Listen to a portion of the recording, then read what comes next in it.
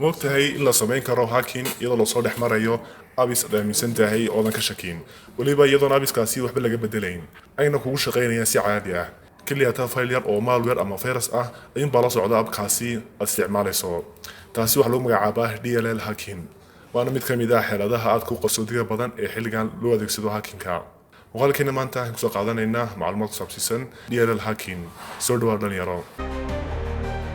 laga yaabo inaad marar badan file DLL ah ku aragto computerkaaga haddaba dynamic link library waa file ay ku jiraan codes ay wadaagaan inta ugu badan softwaresku waxyaabaha ku jirana waxaa ka mid ah buttonska oo kale adeegsiga internetka ee appsku ku xidhiidhsamaya internetka iyo waxyaabahaasi basic ah ay ka sameeyeen softwares badani haddaba developersku iyo shirkadaha sameeya softwaresku waxay sameynayaan inay adeegsadaan DLL maadaama ay marar badan waqti qaadan karto inay si iskooda u qoraan dhammaan waxyaabahaasi basic ah ay la wadaagayaan appska kale beddelkeedana waxay sameynayaan kaliya waxay soo qaadanayaan file DLL ah waxayna softwarekoodii ka dhigayaan in markasta la soo daaro uu isla soo kicisto DLL filekan si uu uga caawiyo shaqadiisa intaasi ma isla fahanay iyo shaqada uu DLL noo qabanayo haddaba halkan ay hackers ka faa'iideysanayaan iyo softwareki khiyaameynaya kana dhigaya inuu soo kiciyo DLL malware ah ama virus ah halkuu soo kicin lahaa DLL sax ah halkaana waxa ku jira qodob kale oo muhiim ah kasoo qaadina la soo degtay software crack ah waxaana kala soo degtay mail ama website laga yaabo inaad aaminsan tahay okay softwarekii waa la soo degtay wax dhib ahna kuma aragtid oo si caadi ah ayuu shaqeeyaa haddaba halistu dhankaasi kama jirto softwarekan waxaa laga yaabaa inay la socdaan DLL files malware ah ama virus ah marka soo daarto softwarekiina shaqadooda background ka qabsanaya dadka qaar ayaa wali aaminsan in softwareku hadii uu sa calaamado cas iyo waxyaabahaasi soo dhigin marka uu soo kacayo inuu safe yahay oo aan malware ahayn balse taasi waa khiyaano iska caadi ah marka qaarna prank ahaan loo adeegsado oo in lagu tusiyo calaamado cas iyo waxyaabahaasi ma aha wax weyn balse tani DLL hackingku waa mid ka khatar badan malwarekina ka dhigayna la ogaan oo muddo badan ku dhex qarsoonaan karo systemkaasi waxaana laga yaabaa in filekan DLL-ka ahi uu kaliya tahay back u furayo malwares kale si ay u sadegaan ama ay noqdaan backdoor kale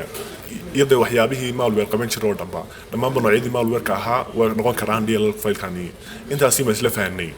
haddaba waxaa ka mid ah tusaalayaasha meelaha loo adeegsado DLL-kan game cheatska oo kale haddii aad tahay gamer ama xiisayso gameska oo hubaaleen mar uun adeegsatay game cheatska kala duwan ee wax laga bedelo logiga ku shaqeynaya gameku waxaa caan ah cheatska lacagaha oo kale ee gameska lagu furto lacagaha waxaa sidoo kale ka mid ah meelaha loo adeegsado DLL-kan markay noqoto post exploitationska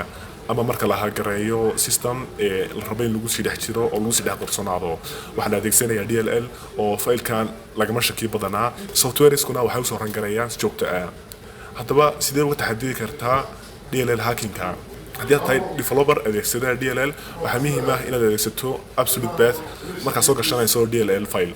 intaa macnaheeduna waa inaad isku hadlayn inaad kaliya ta dhahdo file hebel oo DLL ah soo kici balse inaad cayinto meesha filekaasi yaallo iyo xogtiisa si aan kuwa kale loo soo kicin waxaa sidoo kale iyadana muhiim ah inaad isticmaasho DLL files la xaqiijiyo oo sax ah dhanka kale haddii aad tahay isticmaale qodobka koowaad ee aad markasta ku ilaalin karto amniga xogahaaga uguna hortagi karto hacking waa inaadan degsan software ka yimi meel aan legitimate ahayn oo sax ahayn iska daa softwareska crack ah ee xitaa dadka qaar waxay si khaldan ula soo degaan softwareska free-ga ah haddii softwareku free yahay waa inaad kala soo degtaa website-ka officialka ah ee shaqadaasi oo keliya ma aha inaad kala degto meel kale sidoo kalena si aad iskaga ilaali softwareka crack ah risk ay qaadanaysaa hadda crack isticmaalayso waxaad sidoo kale sameyn kartaa inaad adeegsato toolska sida process monitor kaasi aad u isticmaali karto inaad ku ogaatid haddii fileska qaar ay sameynayaan waxyaabo aan lagu talagelin oo malware ama virus ah fileskaasina waxaa ka mid noqon karaa DLL fileka oo kale muuqaalkeena maanta inta say ku egyahay waxayna rajeynaynaa in wax badan ka baranay DLL hacking haylaawina la wadaagto asxaabtaada mahadsanid